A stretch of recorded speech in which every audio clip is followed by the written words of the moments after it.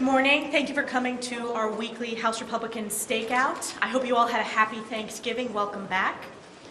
I wanted to begin with a quote from Thomas Jefferson, who said, quote, "The most sacred of the duties of government is to do equal and impartial justice to all its citizens." In pursuit of that sacred duty, House Republicans have worked tirelessly on behalf of the American people for months to deliver transparency following the money and the facts to uncover what I believe will prove to be one of the largest political corruption scandals of our lifetime and potentially in our nation's history. This impeachment inquiry, led by the chairman here today, Jamie Comer, Jim Jordan, and Jason Smith, continues to provide the American people the answers they both demand and deserve. They have found over $10 million from China, Russia, Ukraine, and Romania funneled through the corrupt influence peddling schemes to line the pockets of the Biden crime family. The DOJ, FBI, and other federal agencies mobilized to play cover-up and attack Biden's leading political opponent, Donald Trump, in a desperate effort to distract from Joe Biden's failings. And Joe Biden has lied continuously to the American people about how he was not only aware of, but was involved with and financially benefited from his family's corrupt influence peddling schemes. Look around this room on these poster boards. The evidence is here, and unlike Joe Biden, the bank records do not lie. The Biden crime family sold out America, and the American people have had enough. And while extreme Democrats pursued a sham impeachment of Donald Trump focused on baseless lies driven by partisan politics, House Republicans have and will continue to follow the facts, uncovering more damning evidence each and every day. This week, the House Republican Conference is unveiling an impeachment inquiry website, providing the public with a one-stop shop for updates from each of our committees and the evidence they are uncovering. It also includes a timeline, which lays out exactly what the Biden crime family did to get us to this point. Transparency is the hallmark of America. With each new fact we find, it becomes more clear that Joe Biden is compromised and unfit to lead. I'm honored to pass it over to our chairman, who have worked so hard on their committees on behalf of the American people, and I'm going to start with our Oversight Chairman, Jamie Comer. Thank you, Elise. Joe Biden has repeatedly lied to the American people about his family's corrupt influence peddling schemes. Our investigation has revealed how Joe Biden knew of, participated in, and benefited from his family cashing in on the Biden name around the world. First, President Biden told the American people he never spoke to his son about his family's business dealings. That was a lie. President Biden spoke by phone, attended dinners, had coffee with his son's foreign business associates. These individuals include Russian and Kazakhstani oligarch, a Burisma executive, and a Chinese national who funneled millions to his son. President Biden claimed there was an absolute wall between his official government duties as vice president and his family. But there was no such wall. The door was wide open to his family's influence peddling schemes. But Joe Biden allowed his son to catch a ride on Air Force Two at least a dozen times to sell the Biden brand around the world. The National Archives has also identified the Office of Vice President emailed with the Biden family and their businesses over 29,000 times. However, the White House is withholding these emails from Congress in addition to the 82,000 pages of pseudonym emails. 82,000 pages. President Biden claimed his family didn't receive money from China, but we all know they did. President Biden's son, brother, sister-in-law, and daughter-in-law collectively received millions from CCP-linked entities. We've also revealed how Joe Biden received $40,000 in laundered China money in the form of a personal check from his sister-in-law. The White House and corporate media continue to move the goalposts as they seek to cover up for President Biden and his family. But make no mistake, financial records, emails, text messages, and witness testimony reveal that the Biden family enterprise is centered on Joe Biden's political career and connections. Joe Biden knew about, participated, and benefited from these schemes. This is a national security threat at the highest level of government, and Americans demand accountability for the Biden corruption. Over the next 2 months, our committees will interview members of the Biden family and their associates about this record of evidence. We expect full compliance with our lawfully issued subpoenas. No one is above the law, even if your last name is Biden. Our committee will first interview and depose witnesses. We then, of course, would welcome Hunter Biden to testify at a public hearing at a future date. Democrats should have no concern with first deposing and interviewing key witnesses. This is how they conducted their impeachment inquiry of former President Trump and the January 6th committee. President Biden's pattern of lies, corruption, and obstruction demand action from Congress. We will continue to follow the facts and hold President Biden accountable to the American people. It's now my pleasure to introduce the chairman of the Judiciary Committee, Jim Jordan. Thank you, Jamie. This story is as old as time. You have a politician who does certain things. Those actions benefit his family financially, and then there's an effort to sweep it all under the rug. And we know this has happened. The best example is to use the Ukrainian energy company Burisma. 4 key facts. Hunter Biden gets put on the board of Burisma. Fact number 1. Fact number 2. He's not qualified to be on the board. He said so himself in an ABC interview. He said he got the job because of his last name. Fact number 3, the executives at Burisma asked Hunter Biden specifically, will you weigh in with folks in D.C. to help us deal with the pressure we are under? A few days later, Joe Biden gets on a plane, flies to Kyiv, and announces that you will not get the money that was already approved unless you fire the prosecutor who was applying the pressure. That all happens. That all happens. Those key facts happen. And those facts are confirmed by some of the evidence we've uncovered already. This 1023 form, where the confidential human source told the FBI, and it was recorded in this form. Those are the key facts. And now it's important. We got a lot of those key facts when we interviewed one of Hunter Biden's business partners, Mr. Archer. It's important we talk to the others. We need to talk to Eric Schwerin. We need to talk to Rob Walker. We need to talk to Tony Bobolinsky. And we are in conversations with their lawyers, and we think those are going to happen. And we need to talk to Jim Biden, who was also in business with Hunter Biden. Those things need to happen. And then, as the chairman just said, as Chairman Comer just said, we will have Hunter Biden in a deposition. And frankly, I think in an open hearing, I think that would be great. That's what needs to happen so the American people get the facts, get the truth, and we can make a decision on how we move forward as a conference. With that, I would recognize the chairman from the Ways and Means Committee, Mr. Smith. Thank you all for being here today. Thank you, Chair Stefanik, for having us. Most Americans, they work hard to provide for their families. They follow the law, they pay their taxes, but the Biden family has been playing by different rules. 2 brave whistleblowers came forward to expose the political interference impeding an investigation into the tax crimes of the president's son, Hunter Biden. These are serious, credible IRS investigators who risked their career to come forward. Amidst threats from those representing the president's son that anyone prosecuting the case would be committing career suicide. And as one might expect, they provided substantial evidence backing up their testimony that we have reviewed and released over the course of our work to hold government officials accountable. In the days since their initial testimony, we have learned that President Biden wasn't just aware of his son's business dealings. He wasn't just involved, but he appears to have directly benefited from them. This directly contradicts what President Biden said throughout his presidential campaign and while being president.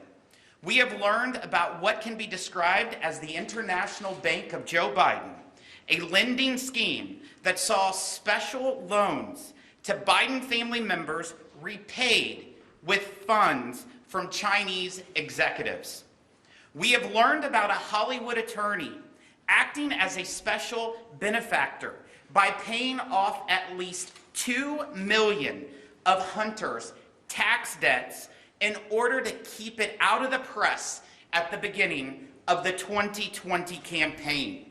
When confronted with this potential campaign finance violation, an assistant U.S. attorney refused to investigate because, quote, she was not personally interested in pursuing it. We have learned that DOJ officials went out of their way to remove the mention of political figure one, aka Joe Biden, from search warrants. As Ways and Means Chairman, there are three major aspects that fall into my committee's jurisdiction. First, we need to get to the bottom of what exactly happened at the Department of Justice and the IRS to impede the Hunter Biden investigation. Did Joe Biden use his administration to protect him from the scrutiny? Second, the Biden family appears to have used numerous accounts, transactions, and loans to mask the flow of money. If these loans were in fact legitimate, they should be interest income. There should be interest income reported on tax documents. Was such reported? Third, how did Hunter and his associates move money through the many shell companies that have been identified? Is there tax information that would help explain the complex web the Bidens created?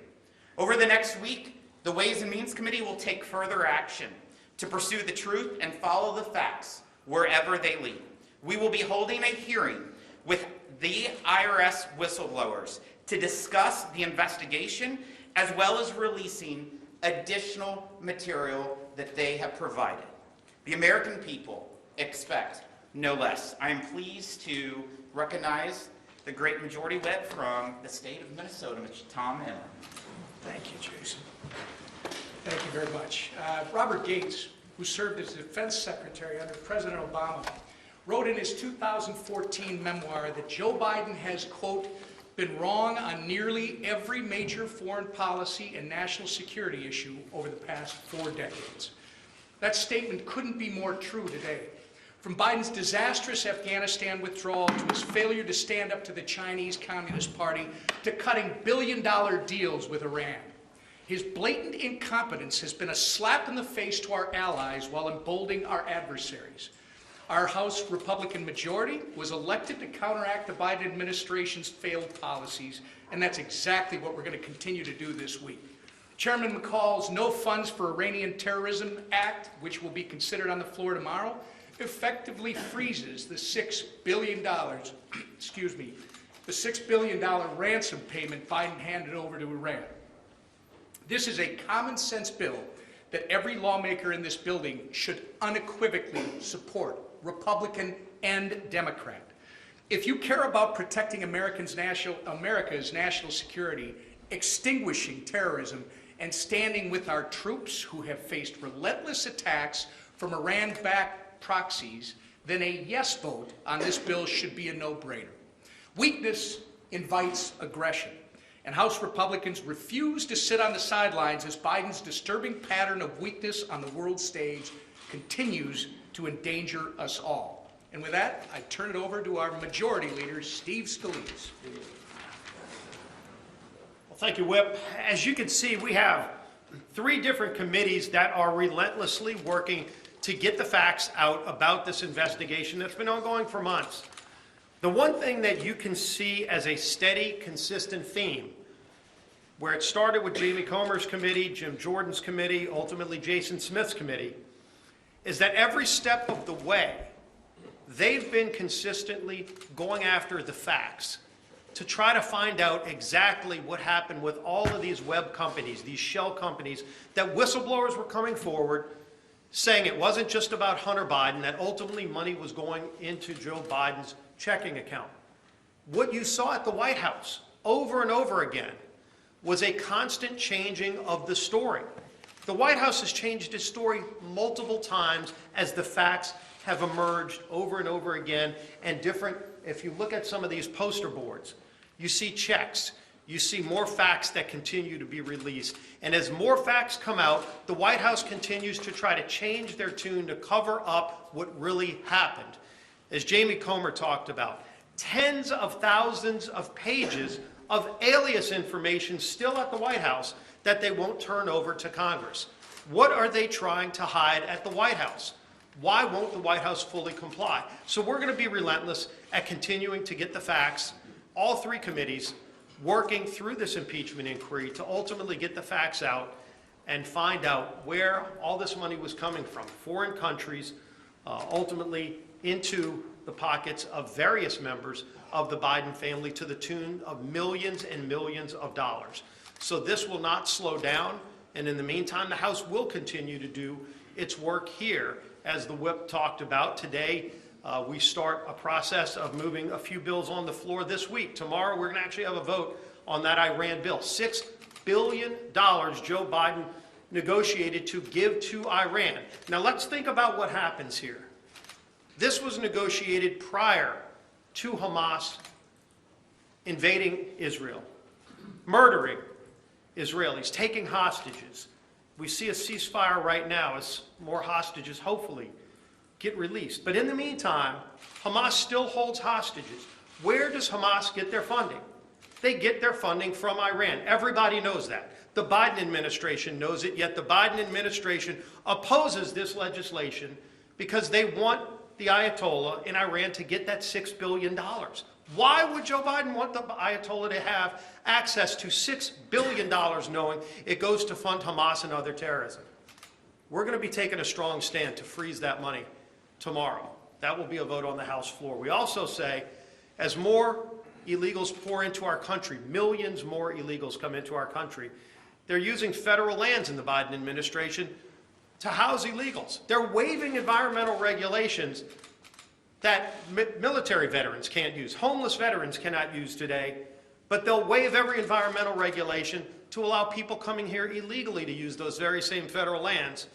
And we're saying you can't use those federal lands to house illegals. That vote will be on the House floor tomorrow as well. So the House is going to continue to do its work as we relentlessly pursue the facts in this case. And leading that effort is our Speaker, Mike Johnson. Thank you all for being here. These are serious times, and this is a very serious matter. And I've said many times over the last few years, because impeachment has been an issue that we've all become all too familiar with, that next to the declaration of war, you can make an argument that impeachment may be the heaviest power that Congress holds. That constitutional responsibility lies with the House. We have a duty to pursue the facts where they lead. John Adams famously said, "Facts are stubborn things," and you heard a recitation of that here this morning. These facts are alarming. They're alarming to the American people. They are alarming to us. And so while we take no pleasure in the proceedings here, we have a responsibility to do it. We're very proud of the work of these three chairmen that you've seen here, Chairman Comer and Jordan and Smith. They've done an exceptional job in uncovering the obvious corruption. And you've heard it here summarized this morning very succinctly. President Biden and the Biden family. We owe it to the American people to continue this process, but to do it methodically and transparently. Many of you know I'm a lawyer, I'm a constitutional law attorney. I served on President Trump's impeachment defense team twice. And we lamented openly, and we decried how the Democrats politicized that process. They were brazenly political, and how they brought those meritless impeachment charges against the president. What you're seeing here, is exactly the opposite. We are the rule of law team. The Republican Party stands for the rule of law. And the people in charge of this are doing this thoroughly, carefully, methodically. They're investigating and gathering all the facts. And to do this appropriately and to do it in a manner that upholds our constitutional responsibility requires time. It requires a sound process. You don't rush something like this. You can't if you're going to have fidelity to the Constitution. These chairmen are committed to proceeding in that manner. And that's what you're seeing. We've heard from whistleblowers, Biden business associates, legal experts, and now we have reached the point in the investigation that we need to hear from a handful of really key witnesses in this. The chairmen have issued a few dozen subpoenas, and we expect that those are to be complied with in an expeditious manner. We're not prejudging this. We will follow the facts wherever they lead. Again, that's our constitutional duty. And I fully support our chairman and their efforts, and we'll have a lot more to share on this in the days ahead. We'll take a few questions. Manu, front. There's also going to be a vote on the House floor tomorrow to expel one of your members, George Santos. You have not said if you support this. Do you support expelling George Santos? I'll say this. We had a Republican conference meeting in the last hour. There were opinions shared on both sides. I'll answer it this way, Manu. Listen. I said that the Republican Party is the rule of law team, and we are. We believe in the rule of law.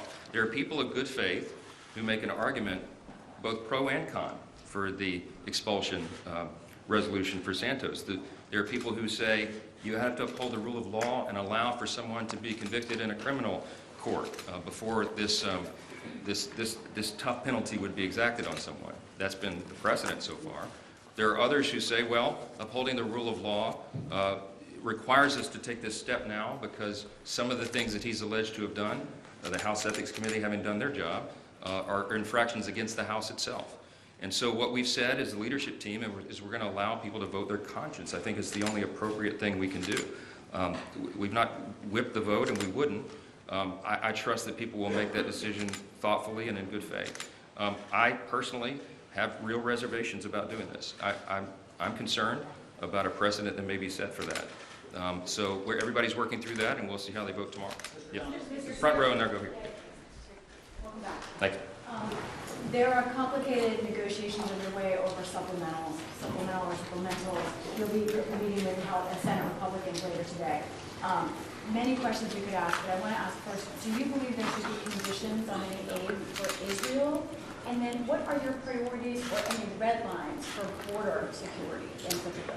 Yeah, there's a lot of very deliberate negotiations that have been going on the supplemental, and that happened all the way through the Thanksgiving holidays, and it's gone on in earnest, and it will today. I'm going to go visit our Senate Republican colleagues at their steering lunch in a couple of hours, and we'll be talking about that in detail.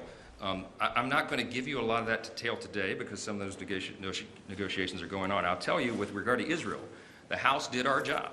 We passed a bipartisan support package, $14.5 billion, which is exactly what was requested, and we sent it over to the Senate, and it's been sitting on Chuck Schumer's desk. If they really believe in that priority, they'll take care of it. We added a pay-for, as you all know, and it shocked the system of Washington. We're trying to get back to this fundamental principle of fiscal responsibility. I don't want, and I don't think we should, go and borrow money from some other country to help one of our allies. I think we can take care of our responsibilities, but do it in a responsible manner. And we're trying to reintroduce the idea of fiscal responsibility here. Let me remind everybody here. We have a $33.7 trillion federal debt, I think is the latest figure. If you pull up U.S. debt clock on your smartphone, you can't even follow the debt with a naked eye. It goes up so quickly. Moody's has downgraded our credit rating. The Treasury Department announced a few weeks ago that we have to borrow $1.5 trillion over the next 2 quarters to keep the government in operation. We are not on a sustainable trajectory with regard to spending. And so part of the negotiations on the supplemental, part of the negotiations on the remaining appropriations bills, and everything that's on our plate is viewed by us through that lens, that we have to restore this idea of fiscal sanity. And so we're pressing that matter. With regard to red lines, we believe that the border must be secured.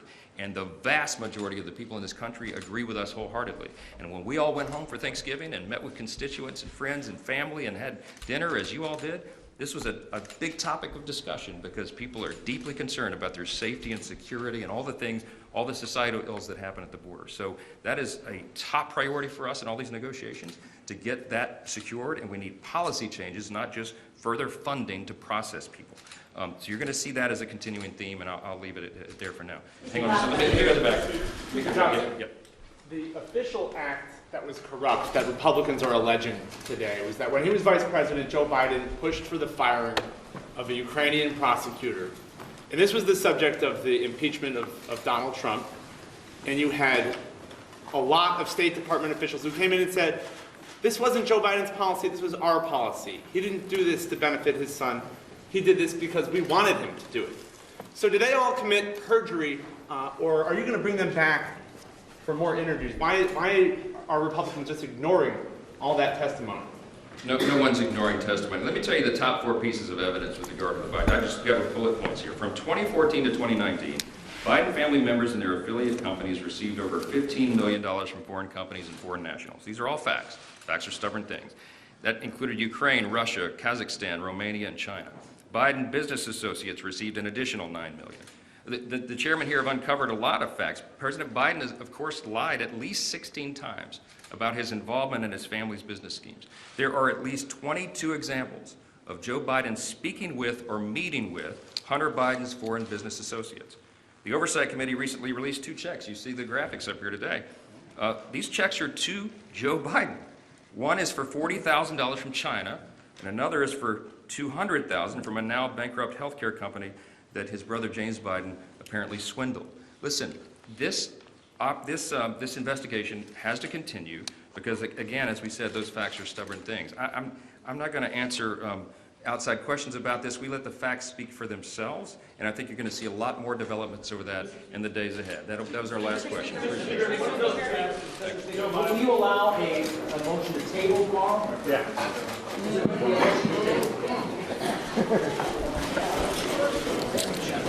Well, there you have it.